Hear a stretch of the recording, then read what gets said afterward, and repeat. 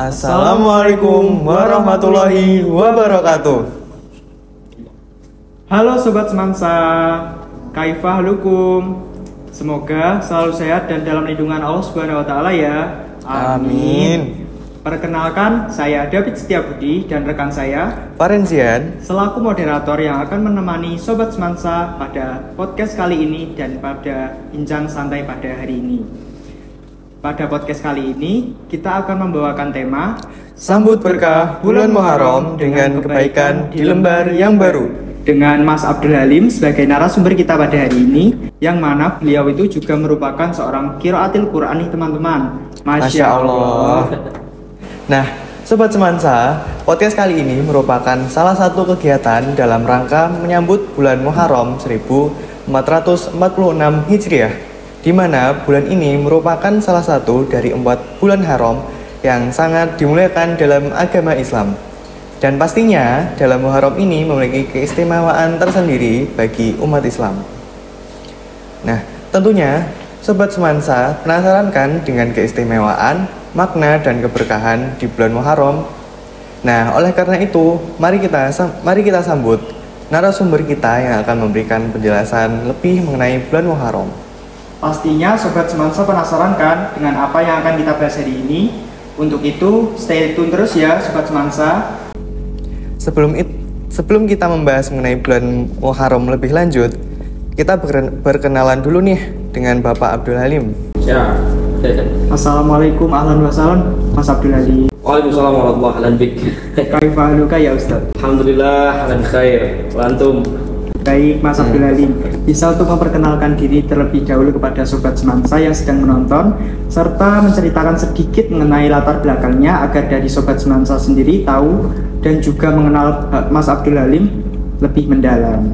Terima kasih sebelumnya setelah diberikan waktu untuk bersilaturahmi di ruang Semansa Podcast ini. Sebenarnya saya juga kaget kok tiba-tiba saya yang jadi narsumnya. Tapi ya entah bagaimana. Tetap ini amanah yang tetap harus saya jalankan.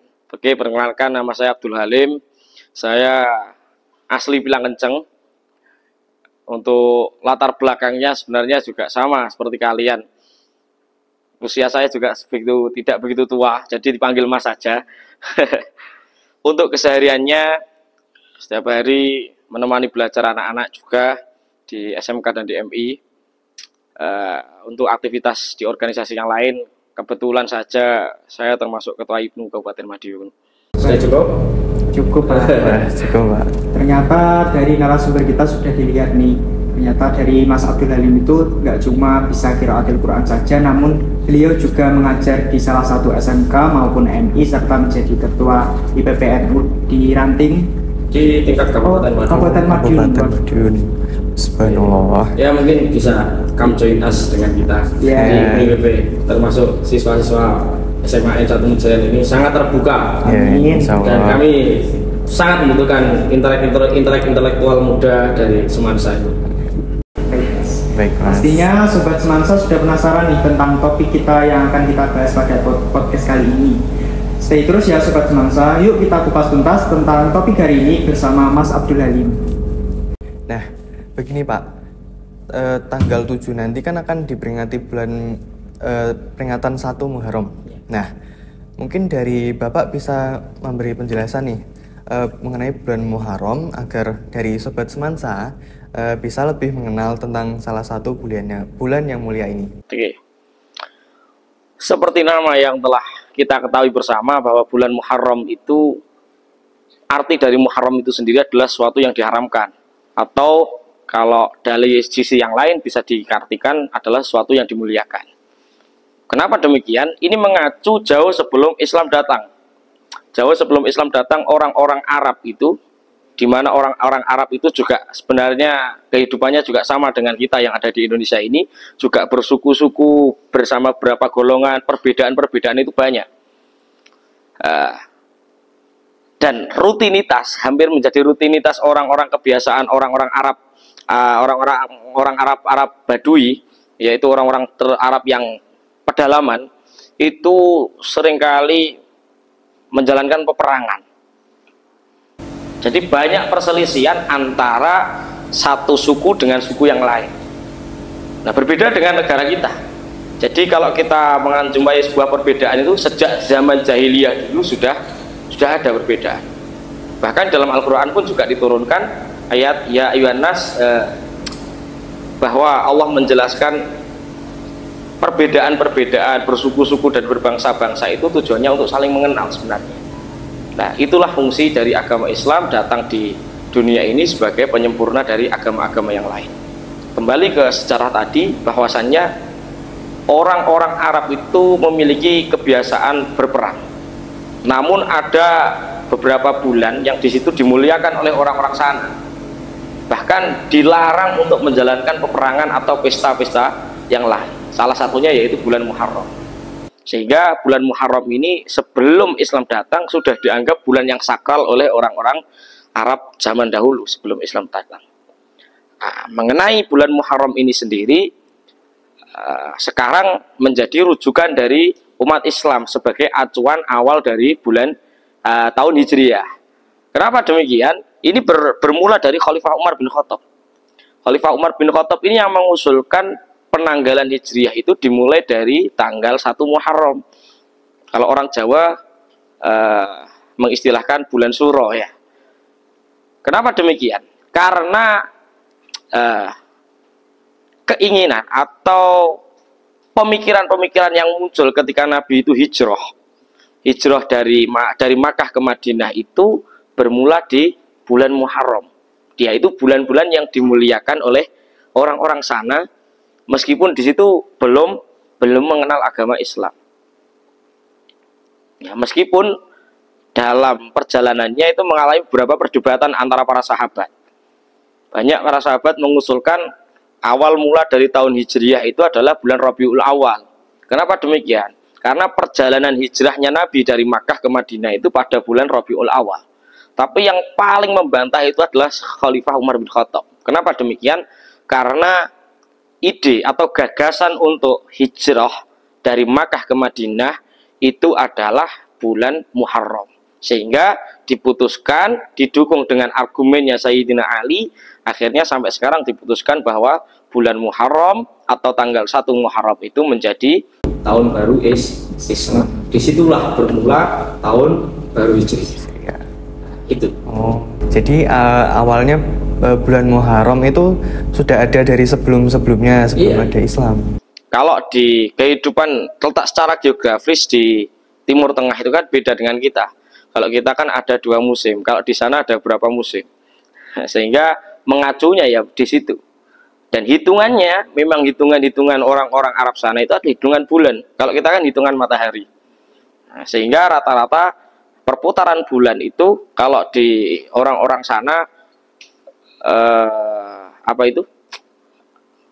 membiasakan dalam 1 bulan itu terdapat antara rentan 28 hari, 29 hari, bahkan sampai 30 hari. Makanya bulan-bulan Hijriah itu hampir tidak ada yang 31 hari. Beda dengan hitungan matahari. Lanjut. Ya. Baik, ternyata itu merupakan sedikit penjelasan dari Mas Abdul Halim mengenai bulan Muharram sendiri. Mungkin dapat dijadikan sebagai pengantar Sobat Semansa untuk mengetahui mengenai bulan Muharram sendiri. Lalu untuk selanjutnya Pak, ada pertanyaan dari teman-teman kita. Di dalam agama Islam itu kan ada 4 bulan utama seperti Muharram, bulan Rajab, Zulqa'dah, dan juga Zulhijjah. Namun mengapa nih Pak, pada bulan Muharram itu dinamakan bulan Allah atau bulan Syahrullah? Apakah ada perbedaan dari ketiga bulan utama tersebut Pak? Oke, setiap bulan atau masing-masing bulan itu memiliki keistimewaan tersendiri. Allah SWT itu sudah menas ya, atau memastikan bahwa ada setiap bulan itu ada keistimewaan tersendiri. Namun yang paling istimewa di hadapan Allah itu adalah 4 bulan, seperti yang telah dituliskan di dalam Quran surat At-Taubah ayat 36 itu, inna iddatash syuhur indallah isna asyara syahran fi kitabillah, bahwa bulan itu yang telah ditetapkan oleh Allah sebenarnya memang sudah ada 12 bulan. Namun Inna iddatas syuhuri indallahi isna asyara syahran fi kitabillah yauma khalaqas samawati wal ard minha arba'atun hurum. Ada 4 bulan yang di situ dimuliakan oleh Allah. Kenapa demikian? Karena pasti ada sejarah-sejarah tertentu, termasuk 4 bulan yang dimuliakan itu apa? Yang 3 berurutan, yang 1 menyendiri. 4 bulan yang 3 berurutan itu apa saja? 1 Dzulqa'dah sebelum Dzulhijjah, 1 bulan sebelum ini, terus lalu Dzulhijjah, bulan ini, lalu bulan Muharram. Yang ketiga, yang keempat itu adalah bulan Rajab. Masing-masing bulan itu memiliki keistimewaan. Karena poinnya pada pagi hari ini adalah bulan Muharram. Saya sedikit menjelaskan kita nukil dari kitab Tanbihul Ghafilin kalau nggak salah. Itu dijelaskan bahwasannya di bulan Muharram itu merupakan bulan yang istimewa. Selain bulan istijabatud doa, doa-doa kita terkabulkan, ada peristiwa-peristiwa penting yang sangat dimuliakan oleh Allah Subhanahu wa taala. Termasuk penciptaan langit dan bumi itu diawali pada tanggal 10 Asyura atau 10 Muharram. Sebenarnya di bulan Muharram ini yang mulia itu adalah tanggal 10-nya, puncaknya. Bukan tanggal 1 Syuro atau tanggal 1 Muharram.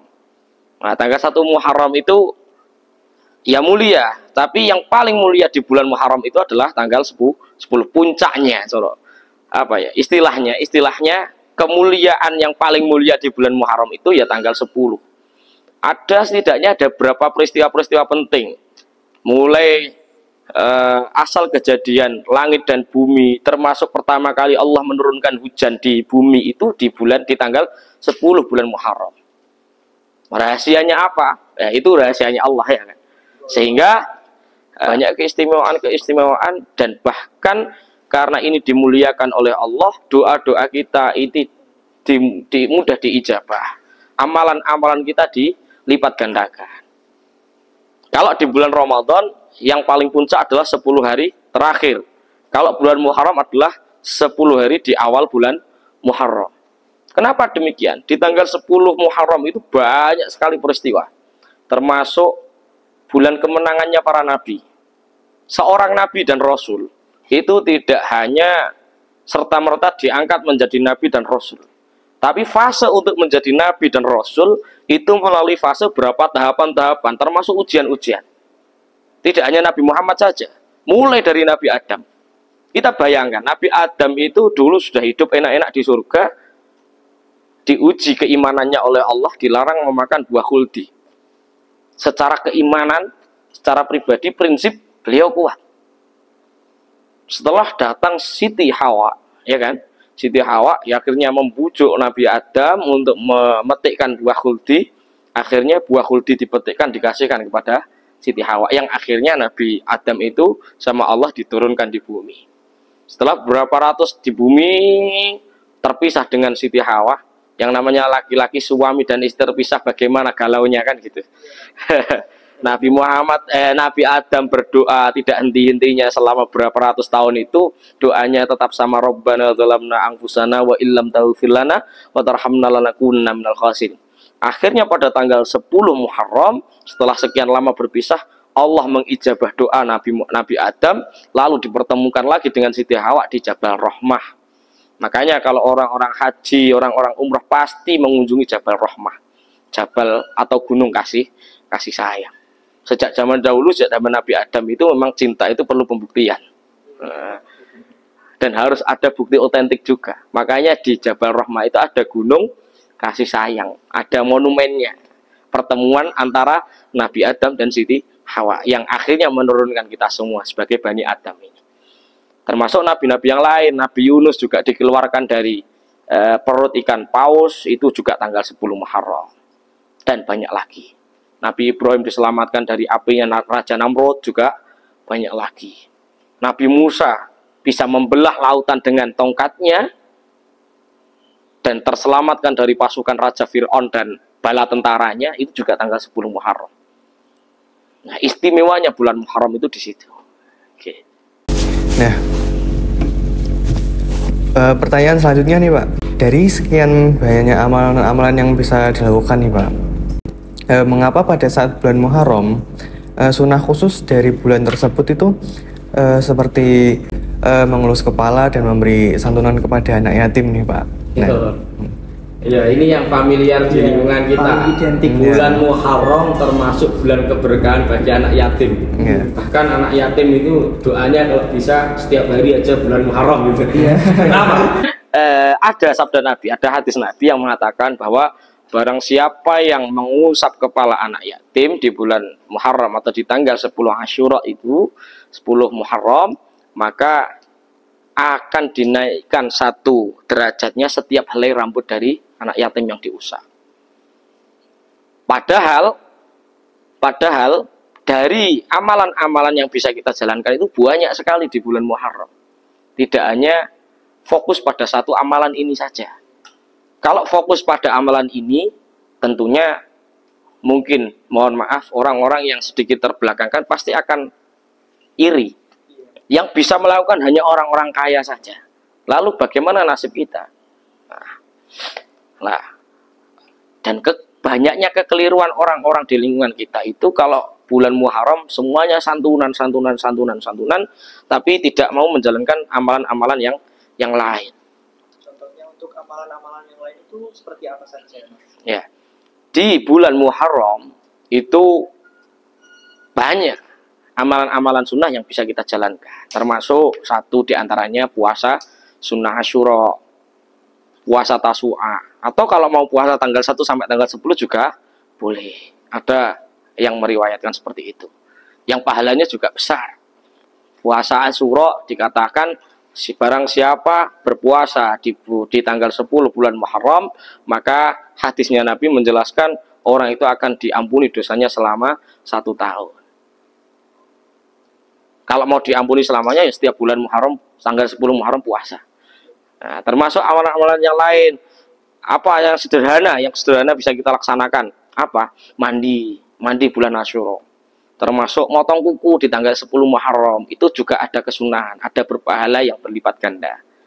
Nanti di akhir season saya ada syair yang digubah orang-orang tua zaman dahulu. Amalan-amalan setidaknya ada 12 nanti kita rangkumkan di situ. Baik, Mas. Pakai bahasa Jawa boleh ya? Oke, Mas. Ya, nanti kita dijawentahkan. Sebelum lanjut lagi, saya lanjutkan untuk santunan anak yatim tadi. Lalu kalau ada amalan-amalan yang baik, lalu santunan anak yatim itu bagaimana? Itu tetap baik, seperti sabdanya Nabi. Berarti kalau itu dijalankan baik atau tidak? Ya baik.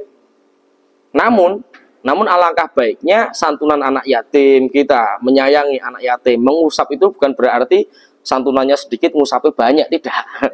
Kalau guyonannya anak-anak santri di pondok, somben kalau bulan Muharram cari anak yatim yang rambutnya panjang. Biar derajatnya atau kemuliaannya setiap helainya semakin banyak. Tidak seperti itu konsepnya Ferguson. Konsepnya ya sebenarnya mengusap itu bisa dibahasakan bahasa hakikat, bahasa sebenarnya, atau bahasa kinayah, atau bahasa kiasan. Artinya mengusap itu yang menyantuni. Alangkah baiknya dan alangkah bahagianya orang-orang itu kalau bisa menyantuni anak yatim, tidak hanya pada bulan Muharram saja. Karena sabda Nabi, ana wa kafilul yatim kahataini. Saya bersama dengan orang-orang yang mau menyantuni anak-anak yatim itu kahataini. Apa kahataini? Kahataini itu dijelaskan Nabi Muhammad mengisyarahkan kahataini adalah sejajar antara jari telunjuk dan jari tengah. Artinya apa? Orang-orang yang gemar menyantuni anak yatim tanpa ada pamrih apapun, ya kan? Itu sama Nabi Muhammad dijanjikan akan bersama dengan Nabi. Jadi kalau kita ingin bersama dengan Nabi, ya kita beri santunan. Beri santunan kepada anak yatim. Tapi ya kita lihat-lihat. Praktek santunan anak yatim itu banyak yang keliru. Banyak yang keliru. Bagaimana kelirunya? Kadang anak yatim dinaikkan di panggung, di foto dan lain sebagainya. Itu sebenarnya banyak ulama-ulama yang mengatakan itu hal yang kurang pas. Harusnya ya tersembunyi aja secara siri. Nah, kalau terpaksa seperti itu, ya niatnya harus ikhlas. Bukan berarti tidak boleh santunan di panggung lalu difoto atau sebagai dokumentasi. Terlebih kalau instansi-instansi ya sebagai ajang kegiatan dan lain sebagainya, laporan LPG dan lain sebagainya boleh. Tapi di dalam hati jangan ditumbuhkan rasa iri atau rasa apa? Sombong atau besar hati. Gitu prakteknya. Baik Pak, ini ada pertanyaan lagi. Pada bulan Muharram itu kan terdapat 2 hari yang istimewa, yaitu hari Tasyu'a dan hari Asyura. Sebenarnya bagaimana mengenai sejarah pada kedua hari tersebut? Kemudian hari tersebut jatuh pada hari keberapa dan apa yang dapat kita lakukan pada hari tersebut, Pak? Puncak kemuliaan di bulan Muharram itu tetap berada pada tanggal 10 Muharram atau tanggal Asyura. Makanya orang Jawa mengatakan bulan Syura itu adalah ngambil, istilahnya ngambil dari tanggal Asyura, tanggal 10 bulan Muharram. Seperti yang sudah di awal saya katakan bahwa tanggal 10 itu banyak kemuliaan-kemuliaan, maka dari itu tanggal 10 itu amalan-amalan yang bisa dilakukan diantaranya selain mengusap, menyantuni anak yatim tadi, yang paling utama sekali adalah puasa puasa tanggal 10 Muharram atau puasa Asyura. Jauh sebelum Nabi Muhammad, orang Yahudi Nasrani itu juga mengamalkan puasa. Jadi puasa Ramadan atau puasa-puasa yang disyariatkan dalam agama Islam itu, kaum-kaum Nabi terdahulu itu juga disyariatkan untuk puasa. Termasuk kaum Yahudi, puasanya di bulan Muharram, tanggal 10, 1 hari itu. Kenapa demikian? Sebagai wujud ungkapan syukur bahwa Nabi Musa diselamatkan oleh Allah atas cengkeramannya Raja Fir'aun dan bala tentaranya. Akhirnya, dalam hadisnya Nabi, ketika Nabi itu hijrah ke Madinah, karena Madinah itu adalah kota yang dimana di situ banyak mayoritas adalah kaum Yahudi Nasrani. Setiap tanggal 10 Nabi Muhammad menjumpai orang-orang itu sama berpuasa. Akhirnya Nabi bertanya, kenapa kalian berpuasa di tanggal 10 Muharram? Ya Nabi, wahai Nabi Muhammad, ini wujud rasa syukur kita, ungkapan syukur kita atas kebebasan panutan kita, yaitu Nabi Musa. Diselamatkan atas kecaman Raja Fir'aun dan bala tentaranya. Kalau gitu, harusnya saya yang lebih pantas juga untuk mengungkapkan rasa syukur itu. Akhirnya Nabi bersabda, tanggal 10 Muharram atau tanggal Asyura itu adalah puasa yang baik setelah bulan Ramadan. Puasa terbaik setelah bulan Ramadan itu adalah puasa tanggal 10 Asyura. Namun para sahabat itu juga cerdas. Ketika Nabi bersabda seperti itu, wahai Nabi, mereka bertanya, wahai Nabi, bukankah tanggal 10 Muharram itu puasa yang dikultuskan sama orang-orang Yahudi? Lantas bagaimana kalau kita itu ikut-ikut orang-orang Yahudi? Nah, nggak mau, harga diri. Para sahabat itu nggak mau. Saya itu agamanya Islam, kok ikut-ikut ajarannya orang-orang Yahudi? Kenapa? Ya wis, ben gak madani wong Yahudi, ditambah ada 1 hari yang istimewa lagi, yaitu tanggal 9-nya. Kalau sampai bahkan Nabi bersabda, kalau gitu di tahun depan mari kita tambah 1 lagi sebelum tanggal 10 Asyura, yaitu tanggal 9. Diikutkan tanggal 10 dengan bahasa Asyura, maka kalau tanggal 9 dalam bahasa Arabnya adalah tis'atun, maka disamakan menjadi tasu'a gitu. Lah, untuk apa? Agar tidak menyamai kebiasaan orang-orang Yahudi. Intinya di situ. Lah, kemuliaan-kemuliaan amalan-amalan yang lain yang bisa dilakukan diantaranya kalau di dalam kitab Tanbihul Ghafilin karya ulama-ulama terdahulu juga ada amalan yang bisa dilakukan di malam 10 Asyura. Di antaranya apa? Sholat sunnah, lalu bersedekah dan lain sebagainya. Termasuk kalau saya boleh nostalgia, dulu saya di pondok itu kalau 10 Muharram itu seperti hari raya. Kok bisa, Pak? Iya, karena pola pemahaman di pondok pesantren itu memang dibangun. Barang siapa, ada hadis yang mengatakan man wassa'a ala iyalihi wa alihi yauma Asyura wasa'allahu lahu ala sa'ira sanatihi. Yang artinya barang siapa yang melapangkan saudaranya, keluarganya di tanggal 10 bulan Asyura, maka Allah akan melapangkan baginya di tahun-tahun setelahnya. Tips untuk menjadi orang yang sukses apa? Tanggal 10 Muharram, lapangkan saudara-saudara kalian. Kalau nggak bisa saudara-saudara, ya minimal keluarga-keluarga terdekat kita.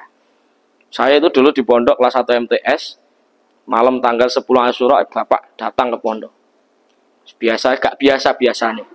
Nggak biasa-biasanya. Wes njaluk opo saiki, turuti. Wah kok enak men, ternyata rahasianya itu. Oke.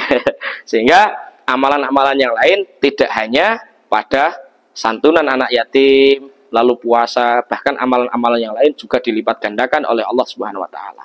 Barang siapa salat sunnah di tanggal 10 Asyura itu, maka Allah akan mengampuni dosanya selama 5 tahun.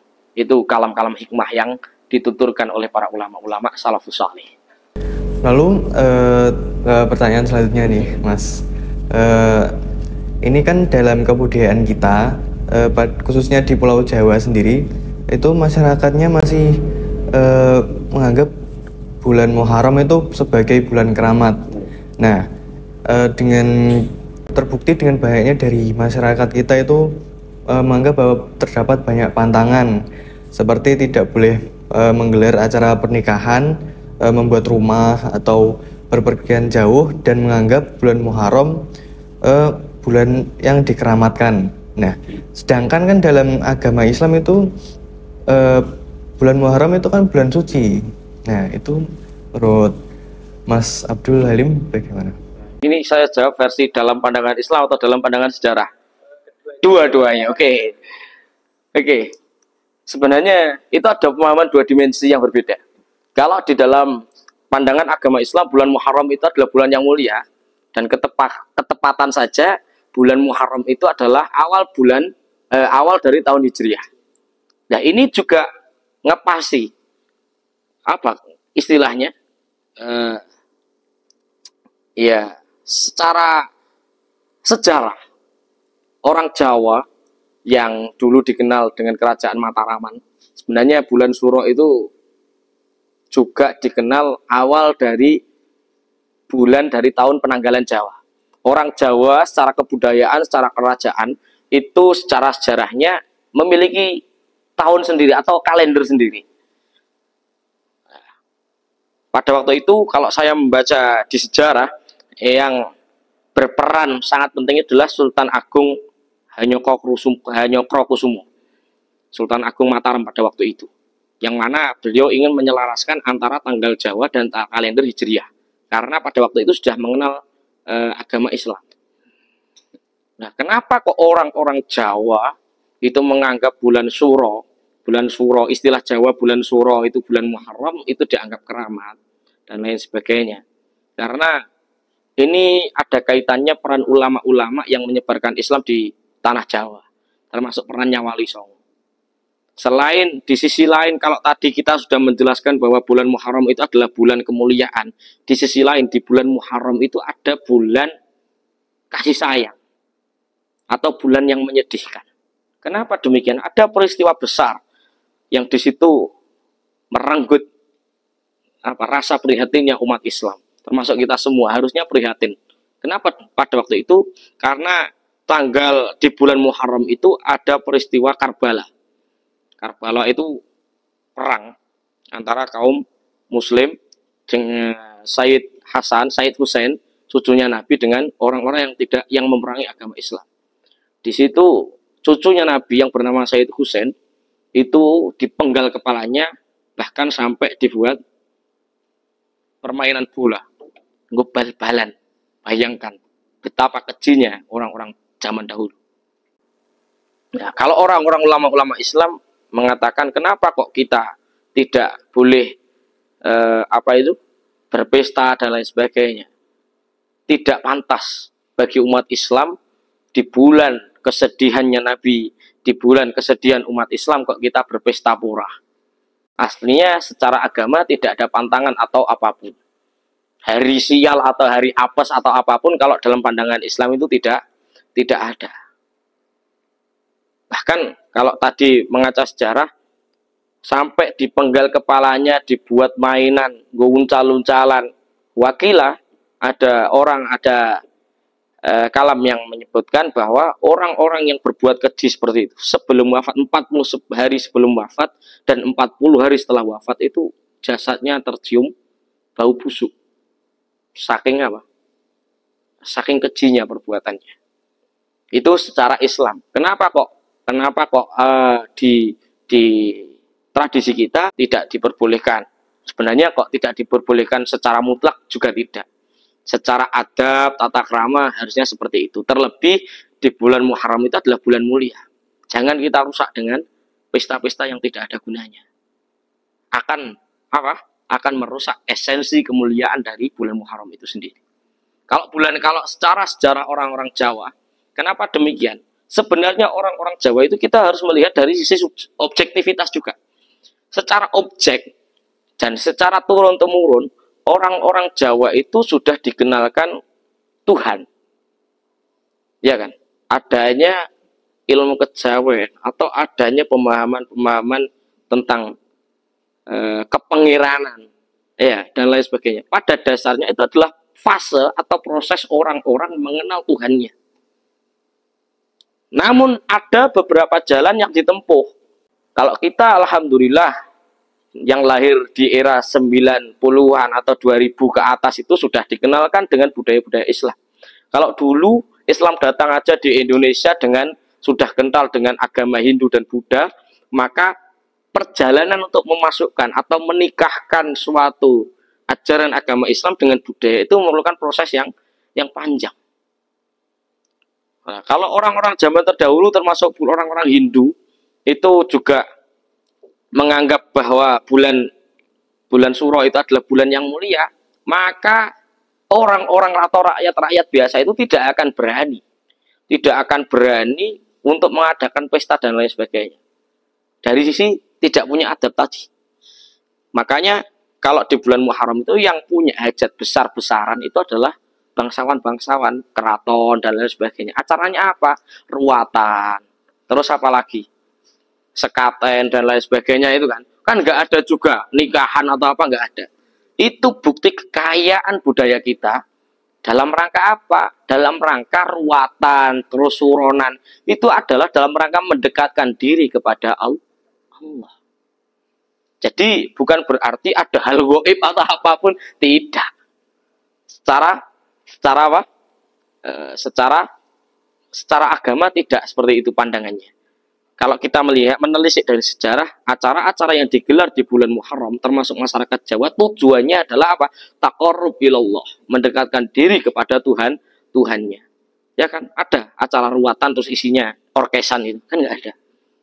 Bahkan tembang-tembang Jawa yang dilantunkan itu semuanya bermuatan nasihat-nasihat baik dan harapan-harapan yang baik ke depan. Kenapa demikian? Karena bulan Suro termasuk awal bulan dari tahun atau kalender Jawa. Yang mana kalau kita kebiasaan orang-orang kita mengawali permulaan, pastilah kita mengawali dari permulaan yang baik. Gitu nggih? Sudah? Oke. Sudah tuntas terkait mistis itu tadi. Kalau hari sial atau hari buruk tidak ada. Hari buruk itu adalah hari di mana kalian bermaksiat kepada Allah. Jadi tidak ada. Jadi pada kebudayaan kita, terutama masyarakatnya itu lebih bertujuan mendekatkan diri kepada Tuhan Yang Maha Esa. Ada Allah Subhanahu Wa Taala. Sekali-sekali kalian lihat acara ruatan atau suronan, bahkan nyadran misalnya, itu pasti kan pemujaan atau doa-doa yang diharapkan. Mungkin ada yang masih keliru, doanya kadang nenggok wit, nenggok bahe dan lain sebagainya. Pada dasarnya mereka punya harapan besar kepada Tuhannya. Lalu kemudian untuk apabila tidak diperbolehkan untuk menggelar acara pernikahan itu, adakah kayak pantangan tersendiri gitu Mas? Kayak misalnya harus ngapain gitu? Secara pandangan Islam tidak ada. Bahkan dulu Nabi Muhammad itu menikahkan putrinya Sayyidah Fatimah dengan Sayyidina Ali itu di bulan Safar. Di bulan Safar itu dimana bulan juga dimuliakan oleh orang-orang sana. Ada pantangan. Justru malah Nabi mengakad nikahkan putrinya di bulan itu. Sebagai apa? Biar orang itu tidak terpaku atau tidak punya pemikiran, "Kok nek bulan iki aku sial" dan lain sebagainya. Kalau kita punya pemikiran seperti itu, artinya kita tidak percaya akan kekuasaan Allah. Yang bahaya itu di situ. Ya kan? Kalau kita menghormati budaya, bulan Suro gak oleh rabi, gak oleh acara pernikahan, oke, nggak apa-apa. Niatnya apa? Memuliakan bulan Muharram untuk lebih mendekatkan diri kepada Allah. Selain itu, kita juga harus mengingat sejarah kelam yang menyedihkan itu tadi. Tidak ada pantangan dan lain sebagainya. Sekali lagi, hari buruk atau hari sial itu adalah hari di mana kalian bermaksiat kepada Allah Subhanahu wa taala. Baik Mas, untuk selanjutnya kita kan pernah mengetahui mengenai berbagai budaya-budaya yang ada di Indonesia. Seperti dari suku Bugis itu biasanya membeli perabot rumah tangga seperti baskom dan juga gayung pada tanggal 10 Muharram. Dengan keyakinan mereka itu mempermudah rezekinya. Kemudian di Solo itu kan juga ada tradisi kirap kebo atau sekaten saat bulan Muharram. Serta di Ponorogo sendiri itu ada grebek suro. Nah, bagaimana pandangan Islam terhadap tradisi-tradisi tersebut, Mas? Islam datang di Indonesia itu jauh sebelum Islam datang di Indonesia sudah ada beberapa budaya-budaya yang ada dan melekat di daerah kita. Termasuk salah satunya yang kalian sebutkan tadi. Dan masing-masing dari setiap budaya, setiap daerah itu pasti memiliki kebiasaan yang berbeda-beda. Dalam kaidah usul fikih itu ada kaidah yang mengatakan al-adah muhakkamah, bahwa suatu budaya, kebiasaan yang dilanjutkan secara terus-menerus itu bisa menjadi landasan hukum. Artinya bagaimana? Orang Islam itu sebenarnya luas dan toleran. Tidak harus seperti ini, seperti ini, seperti ini. Itu tidak dicontohkan oleh Nabi dan lain sebagainya. Tidak ada ajaran itu di dalam Al-Quran. Loh, yang namanya budaya itu juga tidak apa? Tidak disebutkan di dalam Al-Quran. Kalau disebutkan di dalam Al-Quran akan muncul beberapa juz itu nanti. Lebih dari 30 juz. Kenapa demikian? Karena setiap budaya dari setiap suku atau negara itu pasti akan berbeda. Oh, di Arab saja sudah ada beberapa suku-suku yang berbeda. Artinya apa? Budaya itu tidak termasuk dalam syariat agama Islam. Kalau toh setiap bulan Muharram ada peringatan-peringatan seperti itu, selama tidak melanggar syariat agama Islam, fair-fair aja. Bahkan gong sekaten itu adalah juga peringatan sekaten dan lain sebagainya. Itu akulturasi budaya, penggabungan budaya antara budaya Jawa dengan budaya Islam. Sekaten itu kan aslinya diambil dari kata syahadatain gitu ya, yang artinya adalah dua kalimat syahadat. Makanya gending-gending Jawa, gending-gending Jawa itu sebenarnya semuanya memuat sebuah pitutur atau nasihat-nasihat yang luhur. Kok sekarang berubah esensinya menjadi tempat minum mabuk-mabukan dan lain sebagainya? Itu karena sudah terkotori orang-orang zaman Belanda. Untuk apa fungsinya? Untuk memecah belah bangsa Indonesia. Itu yang saya kaji dari beberapa orang-orang kuno terlebih dahulu. Jadi termasuk tarian jaipong, tarian semuanya itu memiliki makna tersendiri, nasihat-nasihat tersendiri. Termasuk wayang dan lain sebagainya. Coba kalau kalian sinau kepada pegiat-pegiat budaya, seni itu sebenarnya juga mengarah kepada nasihat-nasihat yang baik. Karena pada dasarnya setiap manusia, setiap orang itu memiliki tujuan yang baik, sekalipun dia itu belum menjadi orang yang baik. Jadi yang dapat kita simpulkan nih, untuk kebudayaan-kebudayaan tadi yang sudah kami sebutkan, semua makna dan tujuannya itu tentunya baik dan tidak menyalahi aturan dari Islam. Selama tidak melanggar aturan syariat agama Islam, ya, itu baik. Pelestarian budaya, tidak apa-apa, boleh dalam agama Islam. Nah, sepertinya setelah tadi Sobat Semansa menyimak mengenai pembahasan bulan Muharram, tentunya Sobat Semansa penasaran nggak nih bagaimana cara kita sebagai generasi muda dalam menyambut datangnya bulan Muharram.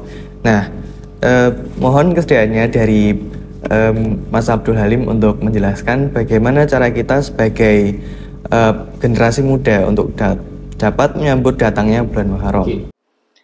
Sebagai generasi muda, selain kita juga harus memproyeksikan bagaimana ke depan kita bisa sukses, kita juga harus ingat bahwa ke depan, jauh ke kehidupan ke depan yang lebih panjang itu ada kehidupan akhirat yang lebih kekal dan abadi.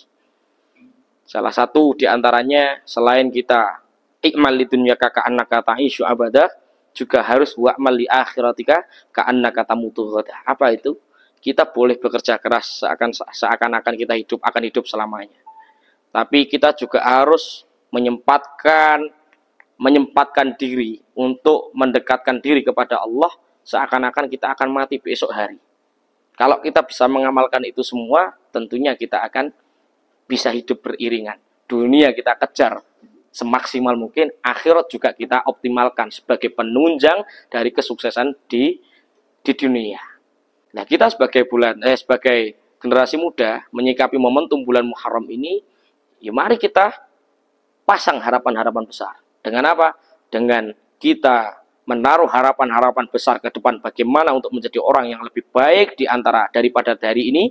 Kita juga harus senantiasa mawas diri bahwasannya apa yang kita kerjakan ini ada peran-peran tangan-tangan dari Tuhan. Artinya apa? Kita tetap harus menyisihkan waktu untuk mengabdikan diri kepada Tuhan kita. Terlebih di bulan Muharram sebagai awal dari tahun baru Hijriah ini, mari kita pasang harapan besar. Kita akhiri tahun Hijriah di akhir tahun ini dengan membaca doa di akhir tahun, nanti tanggal 1 hari sebelum bulan Muharram, tanggal 1 Suro, tanggal 6 kalau nggak salah ya.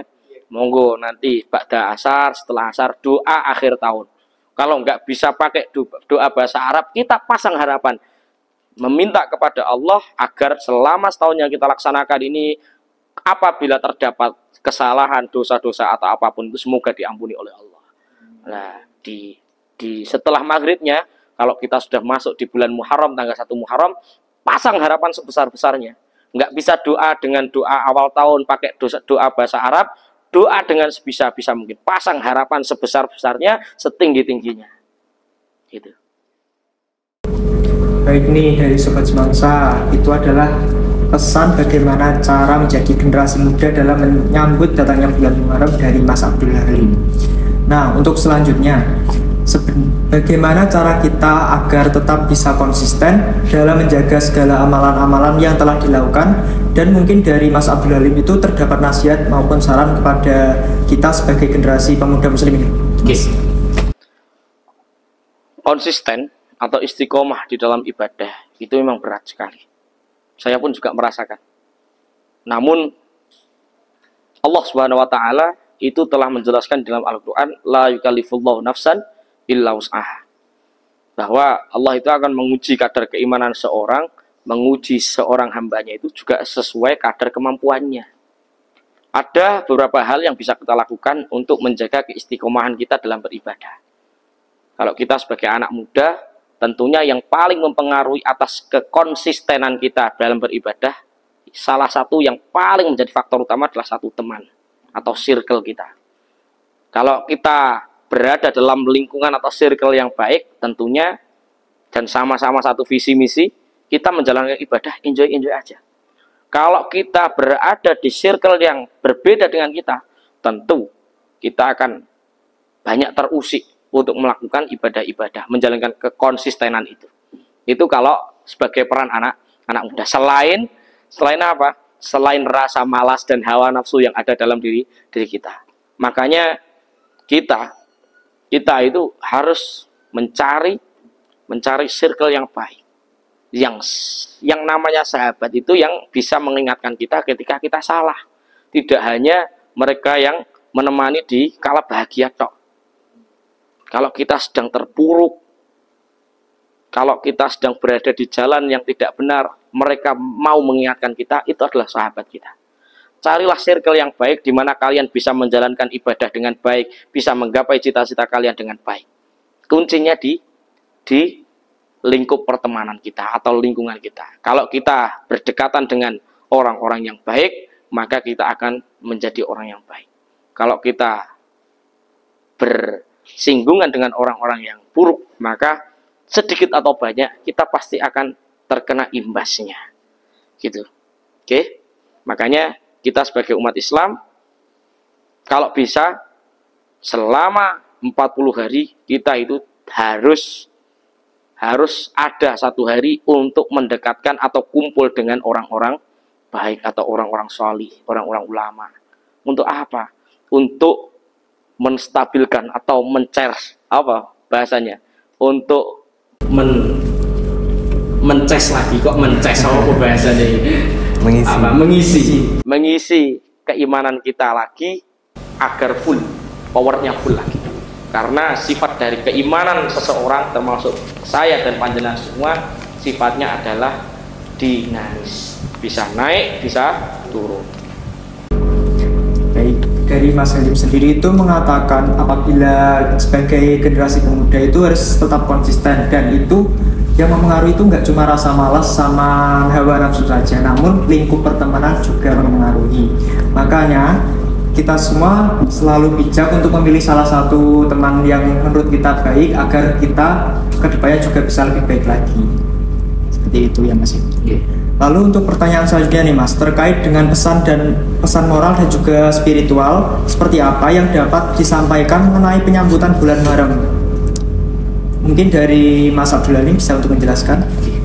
Momentum bulan Muharram itu adalah momentum atau suatu bulan yang dimuliakan oleh Allah SWT, di mana di bulan-bulan ini Allah mengistijabah doa kita semua, yang mana kita sebagai umat Islam tentunya mari kita sambut bulan Muharram ini dengan bahagia, dengan lebih baik lagi, mendekatkan diri lagi kepada Allah, dan kita lebih giat lagi dalam beribadah kepada Allah. Kenapa demikian?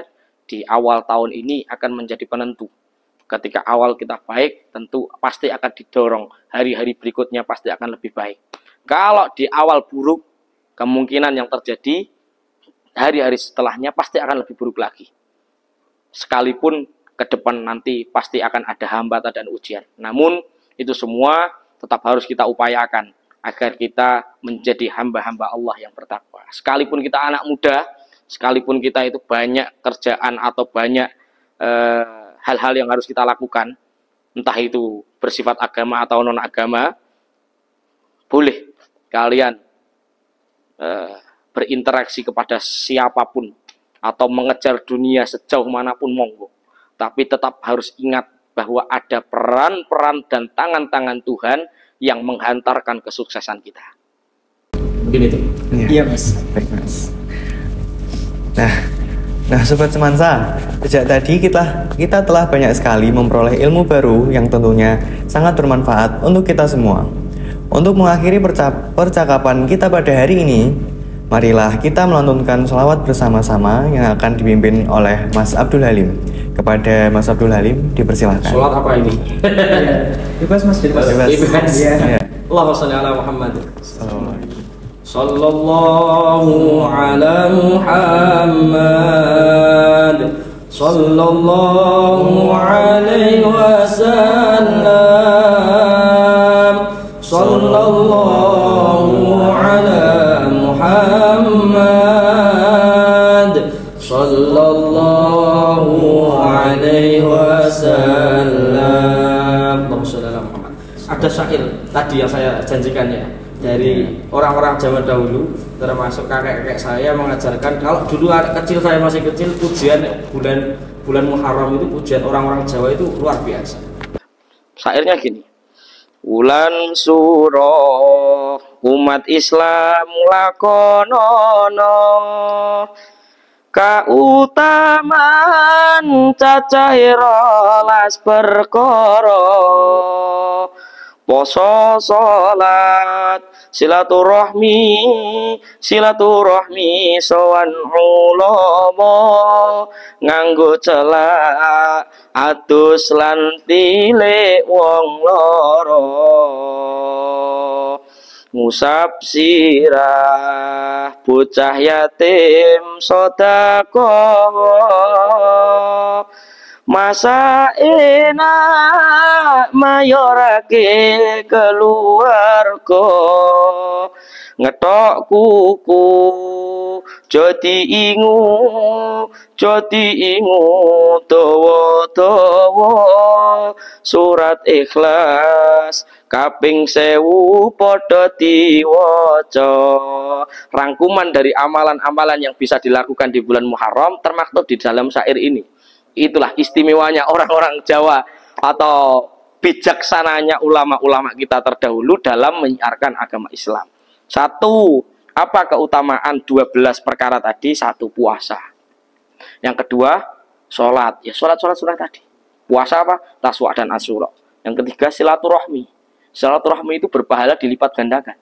Selain membawa keberkahan kepada yang kita silaturahmi, juga membawa keberkahan atas umur kita. Jadi orang yang gemar bersilaturahmi akan dipanjangkan umurnya. Itu janjinya Allah. Selanjutnya adalah sowan para ulama. Kita mendekatkan diri kepada Allah, kepada ulama. Kenapa demikian? Karena kalau kita dekat dengan ulama, orang-orang soleh, itu tangzilur rahmah. Allah akan menurunkan kasih sayangnya. Kadar keimanan kita akan apa? Akan naik, meningkat. Vibes keimanan kita akan naik secara tidak langsung. Bayangkan aja, kita sholat berdekatan dengan guru agama kita dengan berbeda. Kalau sholat sendiri, kira-kira lebih khusyuk mana? Pasti akan diusahakan lebih khusyuk ketika kita berdekatan dengan guru kita. Nah, itu keistimewaan kita mendekatkan diri kepada ulama atau orang-orang soleh. Yang selanjutnya, nganggo celak. Apa itu? Nganggo celak itu memakai celak. Kalau perempuan dan lain sebagainya, dandan, bersolek, bisa dimaknai nganggo celak ini bukan hanya sekedar memakai celak saja, tapi juga kita harus menunjukkan di bulan Muharram, momentum bulan Muharram, kita tunjukkan keindahan-keindahan kita. Misalnya, kalau kita berpakaian yang baik, di 10 Muharram atau di tanggal 1 Muharram, kita tunjukkan pakaian-pakaian yang baik. Makanya peringatan-peringatan biasanya Muharram diawali dengan pawai ta'aruf dan lain sebagainya. Untuk apa? Untuk sebagai ladang syiar bahwa agama Islam itu agama yang indah dan bisa dinikmati oleh semua orang. Termasuk adus, mandi. Tanggal 10 mandi. Ya, mandi seperti mandi besar, mandi sunnah, niatnya mandi bulan Asyura. Dan menjenguk orang yang sakit itu berpotensi pahala yang dilipat gandakan. Selain itu, tadi ngusap sirah bocah yatim itu termasuk apa? Menyantuni anak yatim dan bersedekah. Kalau kita sulit mencari anak-anak yatim, misalnya anak yatim yang ditinggal ayahnya dan diwarisi harta sekian miliar gitu, ya nggak perlu disantuni. Kita santuni orang-orang yang paling membutuhkan. Masa enak mayorake keluarga. Maksudnya apa? Ya itu tadi, manwasaat tadi. Kita lapangkan keluarga kita, saudara-saudara kita. Makanya tradisi orang-orang Jawa, nek malam 10 Muharram biasanya ada bancaan, selamatan dan lain sebagainya. Ini tuntunannya Nabi. Ini hadis dinukil dari hadisnya Nabi juga. Termasuk memotong kuku. Nah, kukunya yang dawa-dawa, yang panjang-panjang, sok ben ngetoke nek pas. Biar dapat kesunahan yang berlipat ganda, ya. Dan kalau sempat, yang terakhir membaca surat Ikhlas, Qul huwallahu ahad, Allahu somad, seterusnya.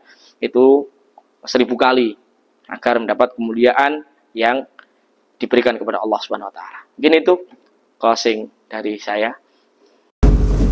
Terima kasih Mas. Baik Sobat Semansa, dari penjelasan yang telah diberikan oleh Mas Abdul Halim dapat kita simpulkan bahwa bulan Muharram sebagai bulan pada awal tahun Hijriyah dalam kalender Islam. Pentingnya memulai tahun baru dengan niat dan tekad yang baik untuk memperbaiki diri dengan melakukan amalan-amalan yang dianjurkan seperti yang dibilang Mas Abdul Halim tadi. Selain itu, Sobat Semansa juga dapat mengambil pelajaran yang ada pada peristiwa-peristiwa dalam bulan Muharram. Sehingga bulan Muharram dapat dijadikan juga sebagai pandangan yang menginspirasi bagi Sobat Semansa untuk menjalani bulan ini dengan makna yang lebih mendalam. Masya Allah, ternyata bulan Muharram adalah bulan yang penuh berkah dan penuh hikmah. Semoga dengan adanya peringatan penyambutan bulan Muharram ini dapat menjadikan kita pribadi yang lebih baik lagi ke depannya. Amin. Amin. Syukron jazakumullah khairan kepada Bapak Abdul Halim karena telah memberikan Sobat Semansa penjelasan yang rinci dan mendetail sehingga kita bisa lebih jauh memahami mengenai berkah bulan Muharram. Nah, Sobat Semansa, ternyata kita sudah berada di ujung acara nih. Dengan adanya podcast kali ini, semoga dapat bermanfaat dan menambah ilmu para Sobat Semansa. Kami selaku moderator pamit undur diri. Mohon maaf apabila terdapat kata yang kurang berkenan. Syukron, jazakumullah khairon. Wassalamualaikum warahmatullahi wabarakatuh.